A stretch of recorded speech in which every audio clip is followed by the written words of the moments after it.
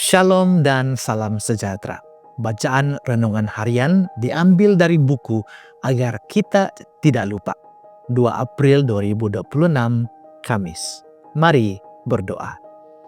Bapa di surga, kami terus pada pagi hari ini sekali lagi mengundang pimpinan dari Roh Kudus Tuhan untuk memimpin pikiran dan jiwa kami agar firman renungan yang kami akan dengarkan dan bacakan pada pagi ini akan dapat kami mengerti sesuai kehendak Tuhan. Dalam nama Yesus kami berdoa. Amin. Tajuk bacaan, bagaimana dengan kematian? Bahagian ketiga. Ayat inti, berkatalah ular kepada perempuan itu, kamu pasti tidak akan mati.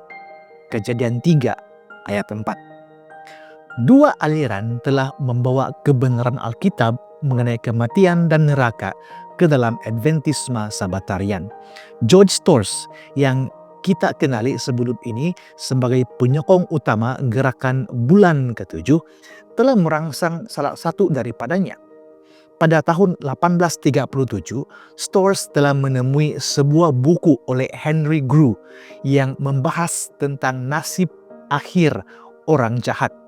Grew berhujah bahwa orang jahat akan mengalami kepupusan sepenuhnya dan bukannya pemeliharaan yang kekal dalam dosa dan penderitaan.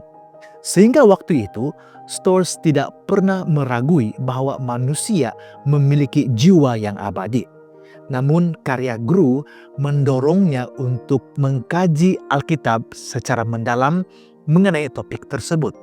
Hasilnya, Storrs menjadi yakin bahwa manusia tidak memiliki keabadian secara semula jadi melalui penciptaan atau kelahiran, dan bahwa semua orang jahat akan dimusnahkan oleh Tuhan, dimusnahkan sepenuhnya.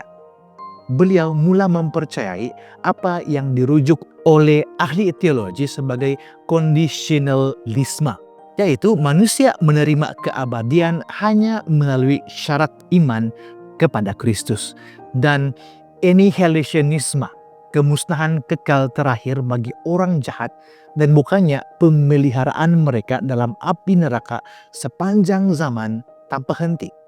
Ajaran doktrin-doktrin tersebut membawa Storrs ke dalam konflik dengan pihak atasan gereja Metodis yang menyumbang kepada peletakan jawatannya sebagai pendeta pada tahun 1840.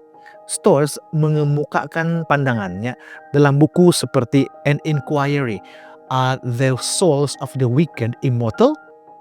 In Sixth Sermon 1842, beliau berhujah bahwa pengistiharan Satan kepada Hawa di Taman Eden, kamu pasti tidak akan mati, merupakan pembohongan terbesar yang pernah ada. Menjelang tahun 1842, Storrs telah menjadi seorang Millerit melalui pelayanan Charles Fitch.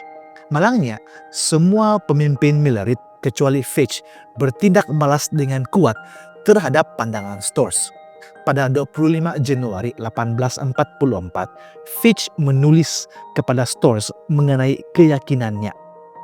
Karena Anda telah lama berjuang sendirian dalam peperangan Tuhan mengenai keadaan orang mati dan nasib akhir orang jahat, saya menulis ini untuk meyakinkan bahwa akhirnya, selepas banyak pertimbangan dan doa, serta keyakinan penuh terhadap kewajiban kepada Tuhan, saya bersedia berdiri di sisi Anda. Saya benar-benar yakin dengan kebenaran Alkitab bahwa orang mati tidak mengetahui apa-apa. Oleh karena tidak mahu menyembunyikan cahayanya di bawah pasu, Charles Fitch segera menyampaikan 2 khotbah mengenai topik tersebut kepada jemaahnya pada akhir Januari. Khotbah-khotbah itu telah menimbulkan kekecewaan besar, tulisnya kepada George Storrs. Ramai yang sebelum ini menganggap saya dirasuk setan, tetapi kini mereka benar-benar yakin akan hal itu. Namun saya tidak berhak lagi, saudaraku, untuk merasa malu terhadap kebenaran Tuhan mengenai subjek ini lebih daripada subjek yang lain.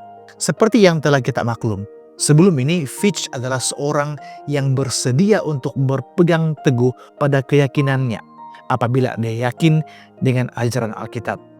Semoga kita mencontohi semangatnya. Demikianlah bacaan renungan kita hari ini.